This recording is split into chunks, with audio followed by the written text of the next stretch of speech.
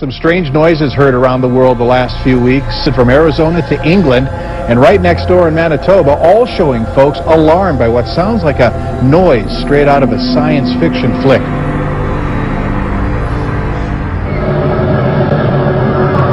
Back, I've heard that it's 2012, the world is ending.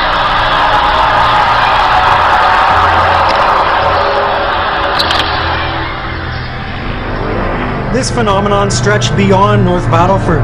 Similar experiences were reported in Saskatoon, northern Saskatchewan, and parts of the U.S., even in Europe. Series of powerful earthquakes sending shockwaves through Japan. That is the same area that was struck last year. We're seeing now too many anomalies, especially on the New Madrid. The rest of the world is coming apart at the seams.